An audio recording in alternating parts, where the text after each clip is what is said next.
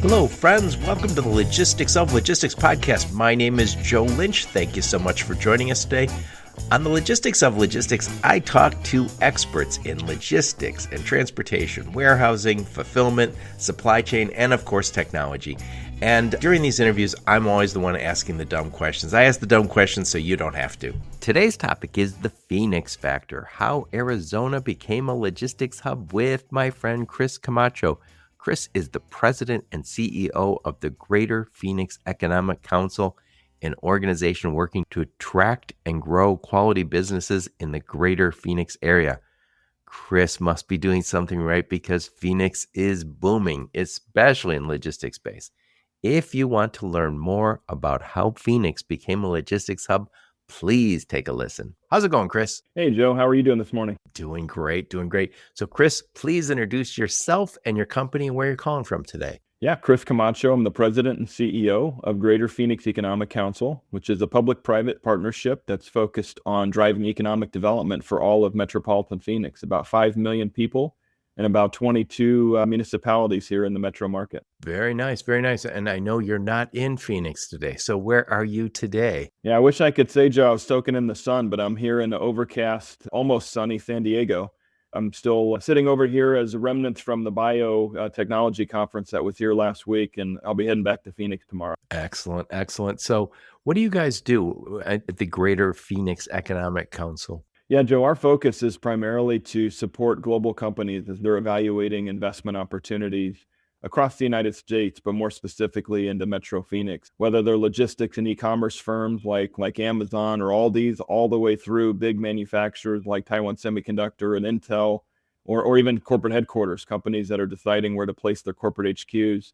We're the frontline team that works with all of those groups on due diligence support, albeit tax, finance, cost of doing business, a lot of, as you can imagine, labor analytics today with unemployment 4% or less across the U.S. Labor is a very important ingredient. So we serve as a data analytics support team to help these companies work their way through that process. Yep. And the reason I'm talking to you today is about a week ago, I was watching YouTube and I followed the Wall Street Journal on YouTube. And by the way, I highly recommend everyone listening do that. And they had an excellent video. It's about 5 minutes long. I will make sure I put a link to it in the show notes. And it was called Why Amazon, UPS, and Others Are Filling Warehouses Along This Arizona Highway. So, of course, I had to listen. And I was shocked by the numbers of warehouses that have popped up in Phoenix. And I was like, oh my God. And they interviewed you among others. And so I reached out to your people and I said, I'd love to talk to Chris about what you talked about. I'm just copying the Wall Street Journal. That's what I do. But it was fascinating. So talk a little bit about not only the growth, but also that recent video by the Wall Street Journal. Yeah, it was funny, Joe. So they called and wanted to come out and talk about future strategic corridors in the Western U.S. And naturally, Phoenix, with its pretty intense growth, got their attention. And we did an interview in my office downtown Phoenix, right at the heart of Central and Washington. And they said, hey, would you be willing to go out and physically show us where some of these new facilities are, albeit Amazon or Puma or these other e-commerce distribution facilities? And I said, sure. We got in the car and took the large cameras into the vehicle and set out on our venture out on the what's called the 303 in the West Valley. And there's over 30 million square feet that have been built over the last 12 years in that corridor. It was really kicked off by Sub-Zero, which builds some of their high-end refrigerators out there on the manufacturing front. But all around it now, there's a group called Merit Partners that built a little over 10 million square feet of that 30. And just to see the amount of spec development going in that corridor, now there's a total of 45 new companies that have made investments just along the 303. And again, being a Midwestern guy, if you would have told me over 12 years, you'd see 45 new companies in one area, just unheard of, unprecedented levels of growth. Yeah. In the interview, or in the video, I should say, they mentioned that it's still not to the same size in terms of California or Chicago, but it's getting there. And I think they compared it to Dallas Fort Worth, and I was like, whoa, wait a sec. And it was shocking because I told you before we hit record, sometimes I think of this country in terms of logistics is You got California and the West Coast, obviously a lot of logistics activity of the East Coast, east of the Mississippi for the most part, with a big part of the population, lots of logistics going on. And then there's those empty states in the middle. And not so long ago, that would have been Arizona. Well, the population is moving south and it's moving west because the weather is beautiful. It's also the taxes are nice and it's attracting a lot of business. Phoenix, most people don't realize this, but we're the fifth largest city, wedged right between Houston and Philadelphia, and 5 million people in the region. That's obviously going to drive pretty significant consumer demand and product demand. And so historically, Arizona is known for its sunshine and golf and retirement and great place to host a conference. But we've seen now shift to become semiconductor central with TSMC and Intel and another 40 semiconductor companies making investments in our region in the last few years. But also, as you mentioned, the e-commerce logistics supply chain changes have really driven Arizona, and I would even argue Utah and parts of Nevada, to become hubs of logistics to support the southwestern consumer base. Yeah, you can certainly get to the LA basin and service 50 million consumers within a half-day truck haul, and that's a very common evaluation point that a lot of the capital markets leaders are seeing today, is that the tax, the regulatory environment, the employee environment, it's so much more conducive to scale those kind of facilities in Arizona. And so a lot of these companies are moving eastward from California into Arizona, and then still servicing the Southern California market, and including Northern Mexico as well, which has seen quite a resurgence. I talked to the guys from the Economic Development Corporation down in San Marcos a few years ago because they're seeing that's growing as a logistic hub. That's going to be the next great Texas city. And like they needed a few more. and and what I say, I'm in the Detroit metro area. You mentioned the size of the city. Detroit was always like the seventh largest city, something like that. Now they're like 20 something. And it's because at the peak, Detroit had 2.1 million people in the inside of Detroit. Now it's like 600,000, 630,000. Last year was the first year they grew in since 1957 or something. And so a lot of the, traditional manufacturing hubs I would say they're revitalizing, but they have some baggage. And not every state is friendly to business. Places like Arizona and Nevada, you mentioned, no one would consider moving manufacturing there 30 years ago, 40 years ago. It wasn't where the expertise was. But now the expertise will move, and people are happy to move to Phoenix. Yeah, Joe, I think there's a new phenomenon occurring in the United States. There's so many trends that are influencing what I'm saying next. But if you look at geopolitics that's driving companies back to the United States, which I think is a good thing for our US manufacturing and supply chain base, at the same time, states are competing for both domestic and international investment. And so, as governors and legislators think about statewide policies to either encourage or push away Discourage. business, yeah, it matters. And whether it's right to work decisions or it's tax decisions, we've spent a lot of time. We learned a lot from the Great Recession back in 2008. And I can tell you, there were a lot of leaders in Arizona that came together and said, we need a different model to attract more industrial technology jobs. And we really built a lot of statewide policy to encourage investment to be competitive with Texas and a lot of other places. And you're now seeing that today. And when those jobs moved back, they left here, and I'll call that when they left the United States and went to China, largely China. That was just labor arbitrage. They were cheaper, but not anymore. Now those jobs have all been automated. Even in China, they're automated. So when those jobs come back here, it's not going to be the same labor heavy jobs. It's going to be much more automated, which means we're going to need high tech workers here. So anyway, we'll talk more about that in a minute. Chris, tell us a little bit about you. Where'd you grow up? Where'd you go to school? Some career highlights before you joined the Greater Phoenix Economic Council. Sure. Yeah. So I grew up in a small town, Western Illinois, town called Quincy. Yeah, it's about 40,000 people. It's a river town, very close to Mark Twain and Hannibal, Missouri, if any listeners familiar with that. And I had the chance to grow up in that community, and then went to undergrad and graduate school in the St. Louis region, Illinois side of St. Louis, and played soccer at Southern Illinois University. And fortunately, I met a professor in my graduate program which was public policy and tax analysis, that actually was the CEO of a regional economic development group. I had a chance to learn from, I think, one of the best. This is 20 plus years ago now, and worked with him for about two and a half years. And then ultimately took a shot on a whim. I went to Yuma, Arizona, which is southwestern Arizona, borders California, borders Mexico, obviously. And I spent 4 years running the economic strategy in multi-country, multi-region location that had ports of entry in on the Arizona side with Sonora, Mexico, and also coordinated that with Eastern California. So we had this pretty unique delivery system, and saw a lot of the trends we're talking about today begin to emerge as we saw maquiladoras or twin plants trying to compete with China. As you talked about this machine learning and AI integration, the workforce is dramatically going to be shifted and changed over the next 20 years.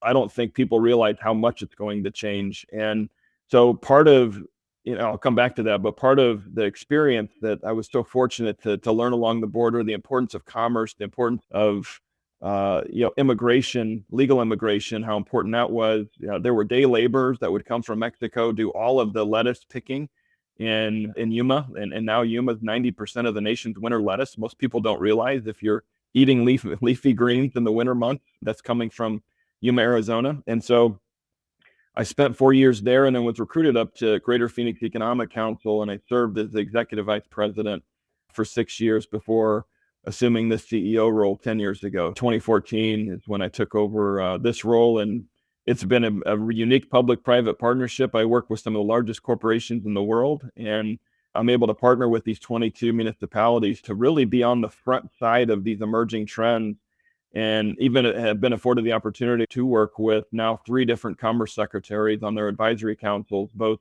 Penny Pritzker and Wilbur Ross, and now the Secretary of Commerce, Secretary Raimondo. And so we work on all kinds of strategies that would make America competitive for manufacturing, logistics, and high value industry. So it's a really unique time for the United States to, I think, get back to where we were in the 1980s as the juggernaut of manufacturing once again. So it's a pretty exciting time to be alive and being part of this resurgence. It's funny. Every time I hear manufacturing and government, I always think the government has a manufacturing job fetish. And they always think, we want to go back to the time when somebody gets out of high school in Detroit and goes and makes 6 figures at a plant. No education required. Everybody can be off. But now it's very different. When those jobs come back, we're still doing the manufacturing, but it's going to be high tech. There's not going to be nearly, to your point, nearly as many workers. And that's discouraging to the politicos who are like, oh my God, we just need that manufacturing jobs to come back. Still got to get educated for those. You're right. They're going to be different jobs. It's going to be interacting with machines, understanding quality controls and quality assurance, working with programming. They're different jobs, no question, but hence why we have to be ready for this. Because again, just to draw a little bit of parallel on the semiconductor side, we made the most advanced chips in the world in the 1980s. We've slipped today, less than 1% produced in the United States. Now with some of these new foundries being built, we're planned to being back by 2030 to 30% of the chips that go into hypersonics, go in the F-35. So obviously we're going to need a coinciding workforce that can actually do that kind of work. We're really working to train those folks up in Phoenix. And I will say, I like what's happening in the United States right now. One aspect I like a lot is that states are competing. So we have 50 states. I love the idea that states are taking different strategies, because I think for many years, I'm in Michigan. Michigan just assumed all cars will be built here. Now, if you would have said, "Oh no, the Japanese are going to move in down south and they're going to sell a lot of cars there," you'd be like, "Down south? What are you kidding? They can't do that." They're doing that, and then the Germans show up and the Koreans, and each state now is competing, and I think that's a good thing. And I think they're going to have to become business friendly, because I think a lot of the older states, wrong way to say it, traditional manufacturing states, and I live in one of them, got a little fat and happy and said, we just want those big tax dollars, pay us. And I think having 50 states take 50 different tax is good, because we're going to see what wins. People are watching Arizona right now and going, hey, that's nice what they're doing over there. What can we do to compete? Yeah, and I'd say too, Joe, the digital world's enabled companies to even get smarter and more informed about all the different aspects of government strategy, anything that affects cost, anything that affects labor supply in real time. You mentioned industrial product. There were 50 million square feet of industrial buildings built in Phoenix last year, adding 13% to the base. Phoenix and Dallas were the top two. You mentioned Dallas, Fort Worth. In real time now, companies are able to understand more deeply whether markets have momentum or lack momentum, and whether their political leadership embraces new investments or that's not a priority. And I would agree with you that states, as I'm saying it, and I spent a lot of time with our governor, our legislature, talking about pro-business policies. And we're a market that, again, I say this all the time in Phoenix, don't take for granted the fact that we build up this really strong aerospace, microelectronics, this base of industry, because you've seen across the country, you cited a few examples where markets intentionally decided not to engage the way that they had previously, and you've begun to see the fall off of the competitive position of some of these markets. Oh, yeah. I know as an economic development guy, you must have been freaking out when New York was telling Amazon to hit the bricks. And by the way, I don't know if you paid attention to the average job they were bringing there. It was over 6 figures. They chased them out. And I don't know why. I'm not a huge fan of giving big companies and buying their, in effect. And you say, oh, they're a neighbor here. I always say, just make the taxes low for everybody, not just the companies moving in. But that was shocking. And we see it. We see basically these, I would say they're spoiled.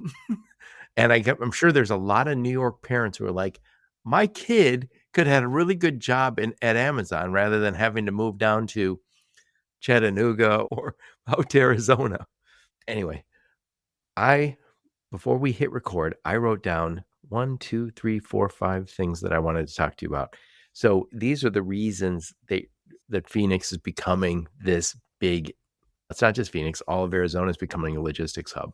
And the first thing you mentioned while we were prepping was this hyper-regionalization of supply chains. Please elaborate. I think first and foremost, the American consumer has gotten less and less patient since the COVID era, where we just expect just-in-time delivery at the click of a button. So I think there's a massive consumer shift where if you're choosing between a brick and mortar retailer or something coming to your doorstep, in 12 hours, I think e-commerce is going to continue to fuel a lot of U.S. consumer behavior. You couple that with what we're seeing from the company side and their own supply chain because of the COVID exposure, where you had obviously a lot of the PP&E couldn't get in the country. Supply chains were really disrupted exponentially. And really, for the last 4 years, I've seen companies really evaluate redundancy of their supply chain and even shifting some of their manufacturing or distribution nodes closer to their end consumer. And so I think those two together, and if you throw in the fact that now companies, again, as I mentioned, have more exposure to real-time data. Imagine if there's a longshoreman strike in LA Long Beach. I'm seeing Punta Colonet, Mexico, for example. I was down in Guadalajara last week and talking with some colleagues in Jalisco and Baja about new ports in Mexico.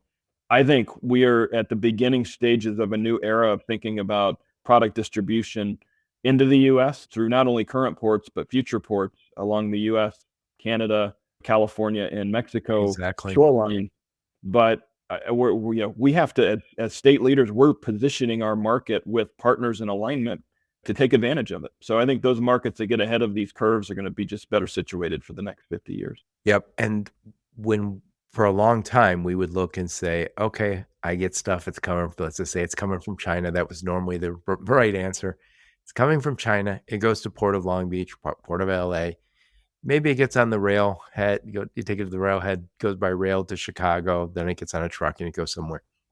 We took that for granted. We didn't make changes in a decade to decade. It was just the same. No one worried about how long it took. The assumption is it just took a long time. I used to get stuff shipped from China, and my old supply guy used to say, you ever hear the term slow boat to China? I was like, yeah. He goes, that's where your stuff's coming on. So I was like, all right, I get it. Now we have problems with different ports. We've had labor problems. California's had problems with the labor, for one, but it's the whole West Coast that has the same union. But thank God we averted a strike. But there was threats and there was slowdowns. And that scared some people off. Now a lot of them are moved to the East Coast, which is a different longshoremen's union. But I think also right now we have a drought in the Panama Canal, and we have the rebels there, the Houthi rebels jamming up the Suez Canal and the Red Sea. So all of a sudden, if you're an international shipper, you have to be really on top of things in a way that I don't think we had to not so long ago. So I think we're going to be looking for alternatives. Maybe we have to look for alternatives if the problems in Panama and Suez Canal. By the way, Panama is 5% of world trade. Suez Canal is like 11 or 12%. So to have that much world trade impacted, we're always going to be looking for new answers. And Mexico continuing to be a good partner. Same with the Canadians. We're doing a lot more stuff with Canada now. Yeah, I don't think any supply chain leader can look past the effects of geopolitics, and not to get everybody wound up, but you certainly referenced the Suez Canal and other transportation, kind of given transportation nodes that historically these companies have relied upon. I think, or at least what I'm hearing from corporations today, they're looking at alternative B, C, and D in the event there's a conflict. Right. They have to, because we want our stuff. And we want our stuff. Now, that's the summary of number one, is just we want our stuff.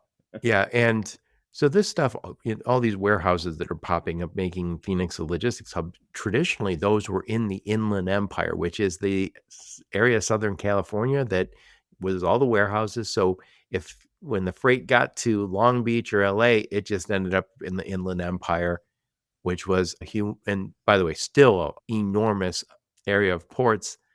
But I think from that video I watched the other day that you guys did, I think it said 1% vacancy there. So there's no room at the inn. So as these companies say, we want to grow in this area, they can't. And I will also say, I don't know this for sure, but I suspect Arizona's a much easier state to do business in. So if it's easier to do business and you say, hey, it's probably get a better price, and I'm assuming labor availability is a little better in Phoenix than LA, those are all the right answers. Yeah. It's certainly, when you talk about limited vacancy, couple that with the amount of square footage that the Metro Phoenix market has added. There were 1 million square foot buildings on the market. 5 have been taken down here over the last 2 quarters. There's 4 more remaining, and then there's a lot of this 250,000 and above space. But what I'm seeing are these companies that are bringing product into the port of LA Long Beach that historically, like you said, would have defaulted to Inland Empire. They're seeing the growth in the Southwest outside of California. And whether it's Dick's Sporting Goods or XPO or many of these other third-party logistics firms are propping up everywhere to service their customer needs. They're coming to Phoenix because they know that they can build with speed. They have a really strong labor force. It's about a 40% cost differential between Phoenix and the Inland Empire. Cities are still proactively supporting permits and speed to market needs. So you put all those ingredients together, and when I talk to the supply chain leaders, if a majority of their product is coming further east, so into West Texas, New Mexico, Arizona, Utah, they're going to find a hub anywhere outside of California, but still in the southwestern region. If still 40% of the product goes back to California, that's okay. The ones that do stay in the Inland Empire are the ones that have 60, 70, 80% that needs to stay in California. Those are still the ones that'll likely stay there. But yeah, all the ingredients are there for companies to make investments into Metro Phoenix, and they're all the big brands. They're sprouting up everywhere across the valley. Yep. So if you're looking for a TMS, please consider my friends at Revenova.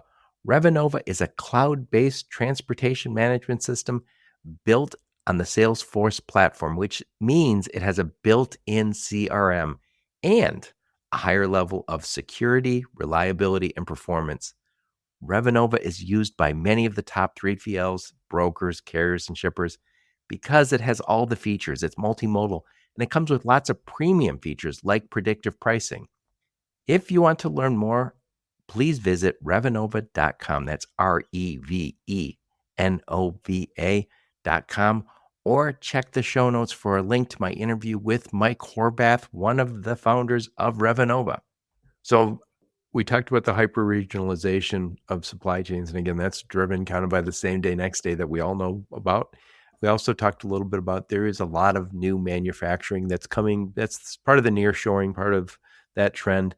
The California Inland Empire, which is still probably one of the largest logistics hubs, that's not going away, but it is so full. And again, California is not always the greatest place to do business. And again, I can say that I'm in Michigan. We do the same thing. We have a whole bunch of onerous regs and taxes that make it hard to attract new business.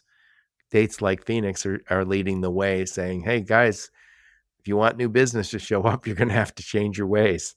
Next thing we touched on a little bit is this whole idea of the Southwest and this growing consumer demand.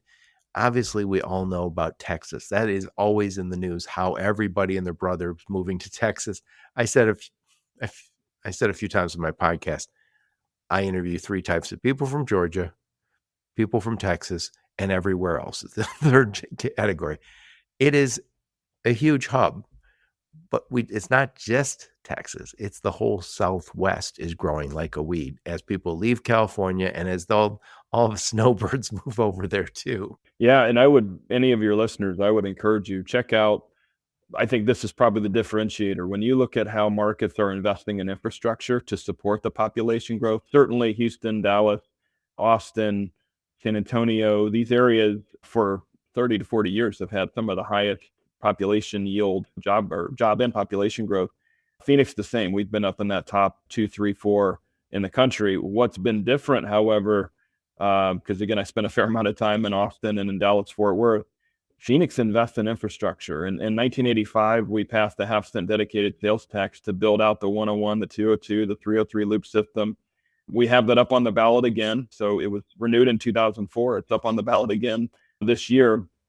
And if you look at what that's built, one area specifically is the 303 corridor, which is on the western side of our region, that really a lot of these California companies have located to. This connection pace between, which goes I-17 north-south and I-10 east-west. It's this loop system that connects. It's predominantly industrial. It's where Taiwan Semiconductor is building their $65 billion fab up in the northern part of the valley. But on the west side there, Sub-Zero, which I mentioned earlier, they really commenced this process about 12, 13 years ago.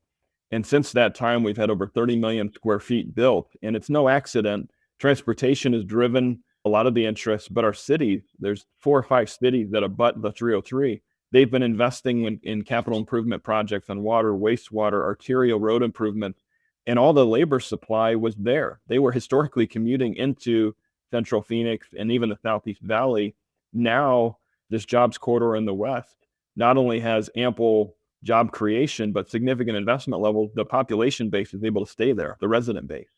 So regions like ours that have grown now to 5 million people, and we grow about 1 million people every decade, and don't believe what you read in the national press. We've planned for water since the inception of our state.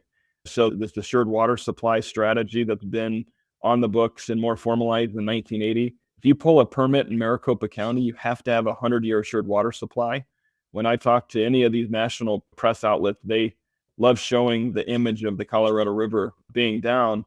And so, guys, this is 1/3 of our water supply. There's 2/3 is coming from these other watersheds. So we spend a lot of time thinking about the future. We have to. We're in the desert, as you said in your introduction. I didn't say that. I said it before we hit record. I sometimes think I'm very pale. I just don't belong in the desert, but it's a beautiful place. Yeah. I'm in Michigan, so if you guys want to borrow a cup of water, yeah, we'll give you Lake Erie. There you go. There you go. Just a big A pipeline. present from us in Ohio. Yeah. Anyway, one other thing I wanted to talk about is you talked to me before we hit record about this I-11 corridor. Please explain what that is and where it's going from and to.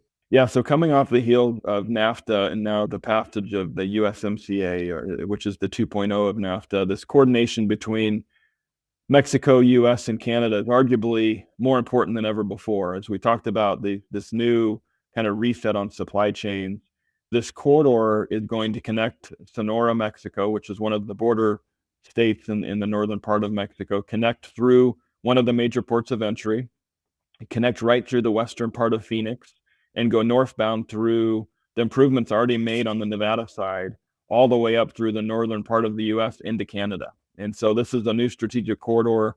I expect that to be built over the next 30 years with support from Congress. There's as you go through the NEPA process with the federal government, obviously there's a lot of environmental reviews that we have to go through, but this will be a new interstate connection between Mexico through Arizona and Nevada up into Canada. And what excites an economic development community about that is when you build that kind of infrastructure, you're going to induce job creation. And a lot of the companies that today, again, I'm in Mexico at least once a quarter, and my colleagues down there, we're all about positioning their industrial parks, their commerce parks, because we believe that Mexico is going to play an increasingly important role in the competition with Asia. And particularly what we're seeing with the movement of goods and manufacturing and distribution away from China back to the US. I think there's going to be certain components of that the Mexico will play an important role, whether it's automotive, electric vehicles, aerospace parts, and it's going to fortify our supply chain. So that I-11 corridor will be the north-south connector. Yep. And by the way, I'm in the Detroit metro area where I-75 starts. So when they built one of the first great expressways going north-south, it was I-75. And as you follow I-75, it goes, I think, through Chattanooga. I always remember stopping. If you drive to Florida, you get out and you stop in Chattanooga before it was a tech town, and down to Florida. If you look at the development of all the states, it was right along I-75. So much of the South, when they opened that, wasn't developed. The development followed I-75 right on down to Florida. And we haven't made big investments in infrastructure. We talk about it, but now this is something that we're actually working on. And this is the kind of government program that does result in jobs, because you're going to see as that I-11 opens up all the way to Canada, that there's going to be tons of jobs, because there's going to be companies, and automotive is a perfect example, where you say some of the parts are made in Mexico and then it's shipped north and then assembled or something else, some value add here, and then shipped the rest of the way to Canada, or vice versa. That's just the way supply chains work. And I'm in the Detroit area, as I mentioned, and when I worked in automotive, there was a lot of times when you'd have a system, like, and think of a system as like the interior trim, the interior of a car. You can't compete with Asia unless you have some lower cost labor. And that was where we would work with Mexico. And when people say, "Oh, we don't want to work with another country," we wouldn't be competitive in a lot of those with the pricing. So we're all going to have to work together. By the way, one other thing, this is an aside. Chinese companies are opening up big time in Mexico because they don't want to lose their customers. So it is a strange new world when it comes to Mexico and our nearshoring efforts. Yeah, and I'd even go a step further to evaluate a lot of the natural resources that are going into. You mentioned some of the intentional investment that we've seen with the IRA and the BIL, even energy transition. You can't do that without high degrees and high volumes of lithium and cobalt and manganese, and a lot of these rare earth materials are being sourced from Africa, from South America, and from Latin America. And yeah, we're in a race to try to ensure that those natural resources go in the hands of allies and or the U.S. as opposed to adversaries. And this is a bigger picture on geopolitics and supply chains, but this is all interconnected. And hence why I say it's a fun time to be alive. There's nothing you can get in a bipartisan support today but for filling potholes and investing in new roads. That seems to be the one common denominator that people on both sides will invest in. They'll typically can get all on board for new taxes and maybe a war or two. And yeah, to your point, roads and pothole fixes. We need to fix some of those bridges too. Chris, I'm going to summarize, then I want to get your final thoughts on this topic. So I'm talking to my friend Chris Camacho. We're talking about the Phoenix factor, how Arizona became a logistics hub. So we talked about a few points here. So the first one being hyper-regionalization of supply chains. If we want that same day, next day, and we all do, we need to get the inventory close to consumers. And obviously, Phoenix in the Southwest has a lot of consumers, so we're going to need logistics hubs there.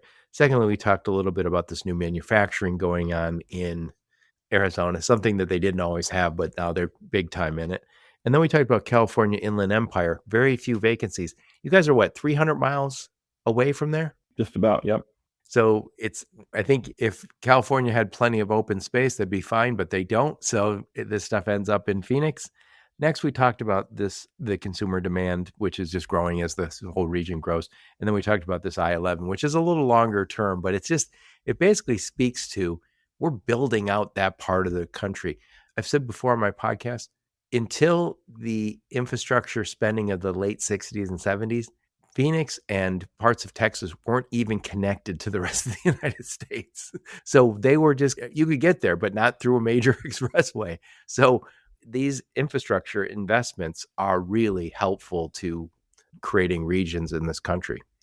Anyway, enough of my blather. Final thoughts on the topic, Chris? Well, Joe, thanks for having me. I think this is important dialogue about kind of the reset of markets and market strategy. And I think it's really important that corporations understand these, whether it's demographic shift, population changes, where immigration is going, where infrastructure is being invested in, state tax and regulatory policies, how they incentivize business. All of this are nodes in an ecosystem that companies need to evaluate and really be intelligent about, because not all states and regions are moving in the same direction. And we're going to continue in Arizona to be very pro-business and put a lot of stock in our approach of being the next frontier market, where logistics companies, high-value manufacturing companies, headquarter companies want to bet on, because I think markets are bets. And we're pretty confident that Phoenix, with our very strong approach to our natural resource allocations and water use and policies related to the environment, we're a place that's going to be pretty attractive for a lot of years to come. So just thanks for allowing me to share a few thoughts. And if the listeners want to engage, feel free to reach out to me directly, and we're happy to support them. Excellent. So again, I will put a link to the video I saw on YouTube, and it's called Why Amazon, UPS, and Others Are Filling Warehouses Along This Arizona Highway. I'll make sure I put that in the show notes. I'll put your LinkedIn profile in the show notes. A link to your website and any other links you and your marketing team give me, I'll put in the show notes. I was asking you before we hit record what conferences you go to, and I noticed you don't go to a ton of logistics conferences, but you said you want to get on, you want to get to some of those. So I've shared that you should get to TPM and a Manifest. But what other events are you guys going to? Yeah, Joe, most of our focus is really industry conferences. So everything from biotech or bio, which is here in San Diego this past week, these large scale, tens of thousands of people conferences, or Semicon West, if anybody ever participated in that semiconductor show, that'll actually be in Phoenix coming up, so that it traverses both San Francisco and Phoenix. So most of these are industry conferences, whether it's data center focused or advanced manufacturing and aerospace, or I know between Icon, AAP, there's a lot of these, or Cornet, there's a lot of user-based shows that we do participate in. So if any listeners are active there, feel free to reach out, and we can connect while we're there. Excellent. Chris, thank you so much for coming on my podcast. I love what you and Phoenix are doing. Yeah, appreciate it, Joe. Have a great rest of your day. Thank you. And thank all of you for listening to my podcast. Your support's very much appreciated. Until next time, onward and upward. You have been listening to the Logistics of Logistics podcast, where we engage with leaders in the logistics and supply chain community. If you like what you hear, please subscribe, hit the like button, and leave us a nice review on Apple or Spotify or wherever else you listen. Also, please check out our videos on YouTube and connect with us on LinkedIn. We're very big on LinkedIn. And you can also reach us on the logisticsoflogistics.com, our website.